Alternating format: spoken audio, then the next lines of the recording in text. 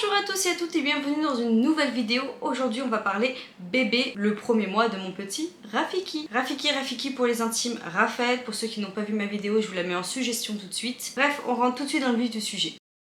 Alors, j'ai décidé de faire un petit peu comme la chronologie de ma grossesse, c'est-à-dire que je vous ai fait des vidéos semaine après semaine, trimestre, etc. Là, j'ai décidé de vous faire des vidéos mois par mois sur le sujet de mon petit Rafiki, n'est-ce pas? L'évolution de bébé, maman, familiale, etc. Voir un petit peu comme la chronologie que j'ai suivie lors de mes vidéos de grossesse. D'ailleurs, si vous ne les avez pas vues, je vous invite à aller voir la playlist, hein. Vous avez une playlist sur ma grossesse. Semaine après semaine, je vous explique un petit peu l'évolution de bébé et après moi mon ressenti, ce qui se passait un petit peu dans mon corps. Et là je vais faire pareil, je vais vous expliquer un petit peu mois par mois ce qu'on est censé découvrir au niveau de notre nourrisson, n'est-ce pas? Alors à un mois, donc on va faire le premier mois de mon petit bébé, en sachant que là à l'heure où je vous tourne cette vidéo il est plus près des 2 mois que des 1 mois, mais bon. Bref, il faut bien que je vive le mois en entier pour pouvoir vous faire du coup cette vidéo. On va repartir un petit peu à la naissance. Donc je vous ai fait ma vidéo, voilà, je parle vite. Je vous ai fait du coup ma vidéo sur mon accouchement. Je m'en suis arrêtée en vous disant qu'on est remonté en chambre, que tout allait bien. Donc je fais un zzz. Donc du coup bébé Rafiki était un beau bébé sorti de mon bidou avec... il est sorti du coup de mon ventre à 39 semaines et tout s'est bien passé au niveau de l'accouchement. Je vous fais un petit résumé. Donc du coup bébé Raphaël quand il est sorti de mon bidou était en couveuse, hein, je vous ai laissé là.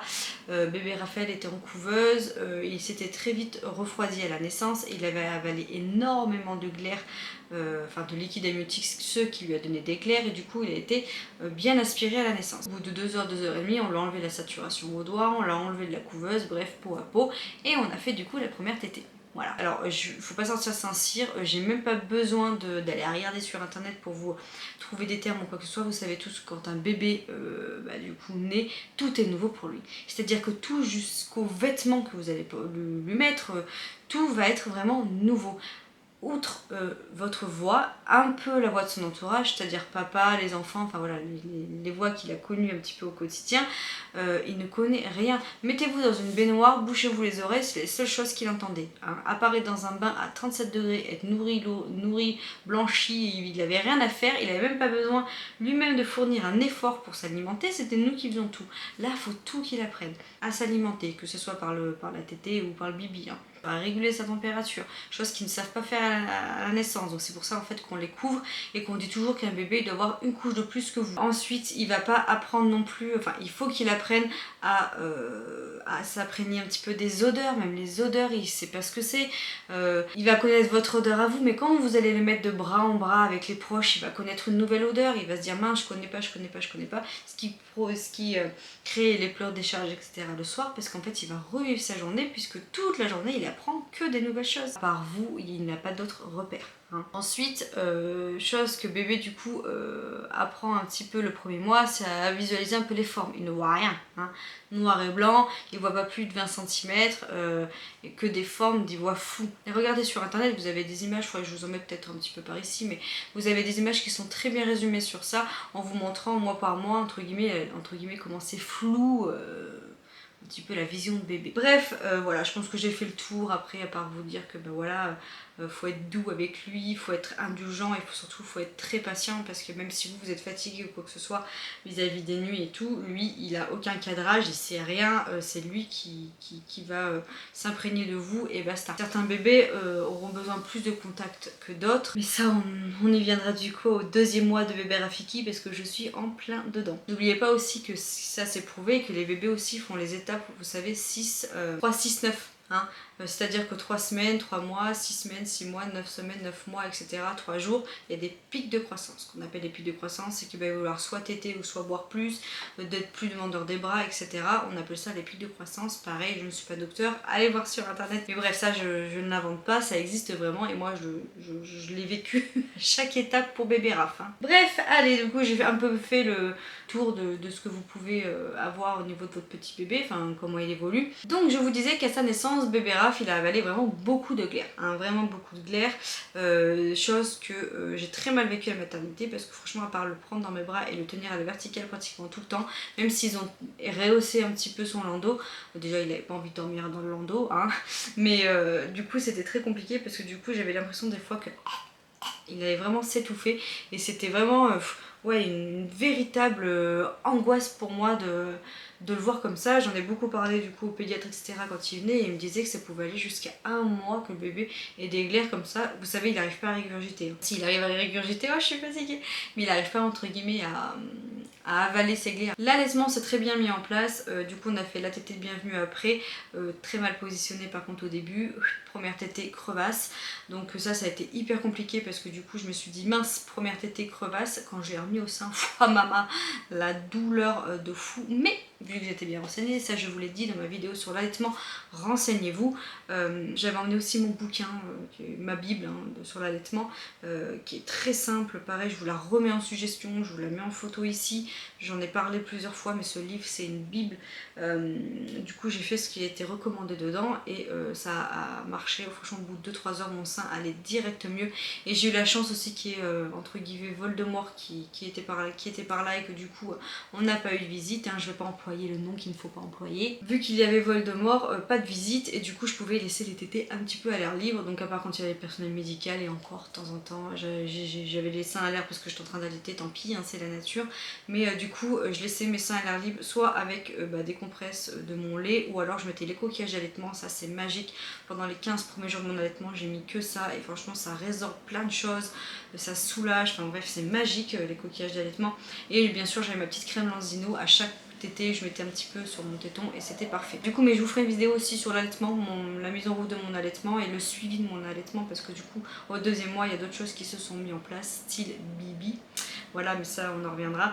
L'allaitement c'est très bien mis en place, très naturel. En fait je lui ai fait confiance, je me suis fait confiance, on est une équipe tous les deux et voilà, je me suis pas pris la tête et je suis surtout partie dans l'esprit de me dire ça va marcher. Point. Pourquoi ça ne marcherait pas? Ma montée de lait a été là aux 2 jours pile, alors que pour Mavis c'était au 4e jour et que c'était la galère.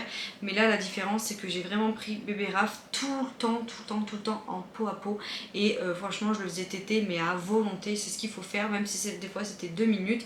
Alors oui, faut faire attention, ça a tendance un petit peu après à vous engorger le sein, mais honnêtement dès qu'il était sur moi, on voyait, il avait vraiment l'instinct d'aller vers le sein et dès qu'il en avait besoin, je le faisais téter. Ma montée de lait du coup s'est mis progressivement et ça a été parfait. Le premier change a été très comique avec bébé Raph parce que du coup vous rappelez-vous j'ai accouché, pareil suggestion sur la vidéo de mon accouchement, mais j'ai accouché du coup à 18h10 et du coup le premier gros change a été dans la nuit et du coup j'avais les yeux à moitié collés parce que je vous le dis, oui on oublie les nuits. On oublie comme ça pique. Premier gros change, donc caca, vous savez le caca noir bien collant là, le premier caca dans la nuit, sauf que moi j'ai eu des filles, on m'avait pas montré comment changer la couche d'un kiki, même si tout le monde disait ah c'est 2 fois plus simple, et ben non moi je trouve que c'est pas simple, franchement. Pour vous dire, petite anecdote, vous savez à la maternité vous avez des petits flacons d'échantillons, petit Mustela là, vous voyez comme ça de poche, que vous d'ailleurs je vous conseille de garder après pour votre sac à langer, vous avez plus qu'à re-remplir dedans et au moins ça vous fait des petits formats. Pas bête la guêpe. Bref, du coup le petit flacon Mustela, pour vous dire je l'ai vidé en une couche. Franchement je l'ai mis de l'eau, j'arrivais pas à ça coller tellement, alors que franchement faut pas être bête, j'avais un lavabo à côté, j'aurais pris un gant de toilette vu que j'avais emmené des gants de toilette dans ma valise de maternité, j'aurais pris un gant de toilette, j'en aurais enlevé le plus gros gant de toilette, ça aurait été très bien, mais sur le coup tétanisée, j'avais jamais fait ça moi, donc du coup bref le premier change ça a été comique avec le kiki, les bourses, machin et tout, franchement c'était comique et j'ai vidé tout le truc. Du coup quand elles sont revenues le soir, quand il y avait le changement de poste pour me demander s'il y avait besoin de quelque chose, j'ai demandé du produit, elle m'a dit mais vous avez tout vidé déjà? Oui, elle me dit bon bah, elle me dit bah après vous avez l'eau avec le lavabo machin et tout, bref c'était comique. Au niveau du séjour, tout ça sera vraiment dans la vidéo de mon postpartum, voilà je vais inclure ça dans mon postpartum. Par contre je vais vous parler un petit peu de la visite des filles, hein, forcément, qui a été très émouvante au niveau de Léonie, qui était très fière de redevenir grande sœur. Elle a 7 ans, hein, donc du coup là c'était vraiment la grande. On sentait qu'elle avait l'instinct de protection direct et un peu trop vis-à-vis de sa petite sœur, c'est-à-dire qu'elle voulait pas que sa petite sœur lui fasse du mal, etc. donc on est un peu dur au cadrer ça, mais ce qui est tout à fait normal. Et Mayvi, première fois grande sœur, très émouvant. Voilà, elle est arrivée, elle l'a regardé avec des yeux émerveillés. De toute façon, je trouve que c'est quand vous avez une fratrie comme ça, c'est le meilleur moment, c'est la rencontre. La rencontre entre les frères et sœurs. Elle m'a posé la fameuse question, tu rentres ce soir maman? Bien sûr que je lui ai dit non, bah non mon chaton, je peux pas rentrer ce soir. Et elle m'a gentiment répondu, c'est pas grave, on emmène au moins un petit frère. Ben voilà, on voit que maman manque, hein. C'est beaucoup mieux chez les mamies, hein, quand on se fait garder ou avec le papa après tout seul, hein, McDo, etc., etc. Le retour à la maison, pareil pour nous. Est-ce qu'on a eu des surprises, pas surprises, tout ça, je vous en parlerai dans ma vidéo postpartum parce que franchement là aussi il y a du lourd à dire. Et du coup par contre je peux vous raconter un petit peu l'arrivée de bébé du coup dans notre foyer. Première nuit catastrophique, il s'est réveillé toutes les heures, ce qui est tout à fait normal, il ne connaissait pas l'environnement, hein, donc voilà, on s'adapte. Ça a mis une grosse claque à mon homme parce qu'il se rappelait plus du tout ce que c'était. Et le lendemain, il a quand même sorti un petit t'es courageuse quand même. Voilà, parce que bon, quand même, 3 enfants, allaiter, etc. Ça se trouve de donner le biberon, on peut croire que c'est plus simple, hein, mais voilà, faut avoir la foi quand même d'allaiter quand vous avez des enfants en bas âge, parce que vous êtes, il est dépendant de vous et vous pouvez confier votre bébé à personne pour cette tâche-là, donc à part vous, il n'y a personne qui peut le nourrir. Hein. On ne délègue pas hein, pendant l'allaitement, c'est vraiment vous et le bébé. J'avais fait une grosse pause sur les réseaux, Instagram, YouTube, etc. Pendant 15 jours, je me suis vraiment déconnectée, j'ai voulu m'imprégner que de mon bébé, ce qui est tout à fait normal, vous allez me dire, parce que tout ça, là, c'est secondaire, la famille passe avant. Mais du coup, ça m'avait fait du bien de me reconcentrer que sur ma famille. Et je suis revenue après de force sur YouTube. Mais bref, ça m'a vraiment fait du bien de me reconcentrer sur ma famille, voir la chance que j'avais. Et je me suis sentie extrêmement chanceuse, voilà, extrêmement chanceuse d'avoir mon bébé en pleine santé, mes enfants en pleine santé. Et j'ai beaucoup relativisé vis-à-vis de l'arrivée de cet enfant. Et il m'a changé sur plein de choses. J'en parlerai, mais j'arrête pas de dire je vous en parlerai, mais bon, en fait ça regroupe les deux. Mais le problème c'est que si je ferais une vidéo globale sur le tout, donc postpartum plus bébé Raph, ça ferait trop long. Déjà que là je pense que je parle trop, ça ferait vraiment trop long. Petit bébé Raph à la maison après, outre la première nuit, c'était le bébé parfait. Les 3 premières semaines, bébé parfait. Il mangeait, il dormait, il faisait caca, pipi, il grognait, je dis bien ça. C'est un bébé râleur, il ne pleurait pas. Ne pleurez pas. Là maintenant ça vient changer, entre guillemets, mais c'est un bébé râleur, voilà, c'est un bébé râleur, mais il était mignon, il dormait partout, enfin... Pendant 3 semaines, j'ai vécu mes 3 semaines de rêve, quoi. Je me suis dit, mais waouh, ce bébé me rappelait beaucoup Léonie. Léonie, quand je suis rentrée de la maternité, elle a fait pratiquement ses nuits directes. Elle me faisait du aller 11h, 8h du mat, voire 7h en rentrant de la mater. Donc on peut dire que c'est un bébé qui faisait largement ses nuits. Et lui, bon, mais il faisait pas ses nuits, hein, c'est aléatoire, c'est un bébé allaité. Donc ça peut être réveillé toutes les 2 heures, comme toutes les heures, comme toutes les 4 heures. Mais par contre, c'était un bébé très calme, comme sa grande sœur. Voilà, ça m'a beaucoup rappelé Léonie. Il a les yeux très clairs, voire bleu-vert, et il les a encore, donc je croise les doigts que ça dure, parce que vous savez que les yeux d'un enfant ça peut changer jusqu'aux 3 ans. Donc autant vous dire qu'il y a le temps. Il avait une bonne prise de poids, il a bien le V de la victoire comme on dit, il a un petit peu descendu et il est remonté de suite au 1 mois quand on a fait la visite. J'étais très fière parce que c'est vrai que quand on allait un enfant on peut pas quantifier du coup le fait qu'il prenne la tétée.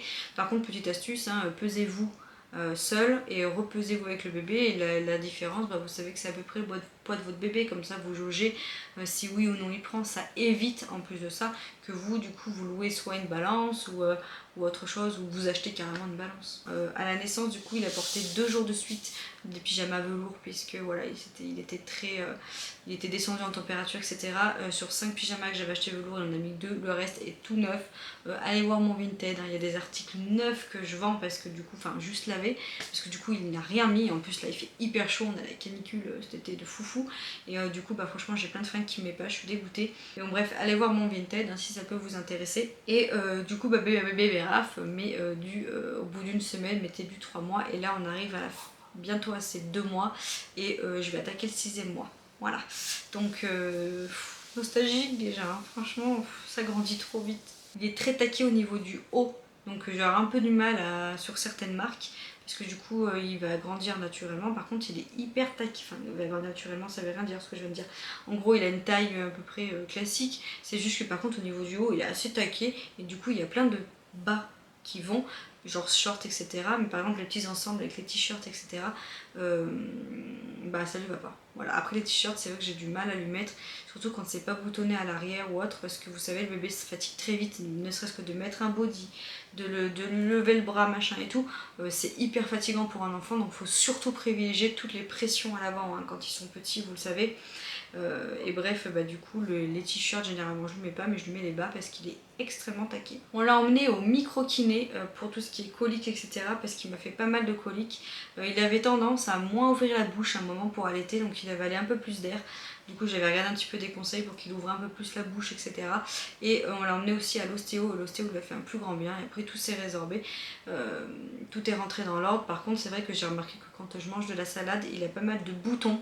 Hein, et il a pas mal de coliques, donc est-ce que voilà, la salade ou la vinaigrette, il y a un des deux qui plaît pas trop à Rafiki. Donc micro-kiné et ostéo, je vous conseille dès son premier mois de vie, c'est bien, ça leur fait du bien, ne serait-ce que pour le passage, etc. Tout le monde vous le recommandera et de toute façon, au pire des cas, ça peut pas lui faire du mal de l'emmener. Étant donné qu'il y a des fortes chaleurs, comme je vous disais, voilà, on l'habille pas trop, on évite la voiture, etc. Mais pour une fois, alléluia, c'est un bébé qui aime la voiture. Parce que tous mes enfants, mes deux filles, détestaient la voiture étant petite. C'était une catastrophe, elles faisaient que chouiner. Et lui, ben non, il aime bien ça. À part là, du coup, vu qu'on lui a mis un petit peu la titi, on lui a mis la titi à 3 semaines d'ailleurs, j'en reviens. On lui a mis la titi à 3 semaines de vie, parce qu'il avait énormément besoin de succion et il me créait des engorgements. Et du coup, vu qu'il a la titi, quand il a peur en voiture, il a tendance un petit peu à chouiner. Mais bon, à part ça, franchement, rien à dire. On l'a emmené également faire les photos de naissance, c'est-à-dire que des photos, vous savez, dans les petits paniers, etc. avec un photographe professionnel, toujours la même que comme je vous ai parlé sur cette vidéo.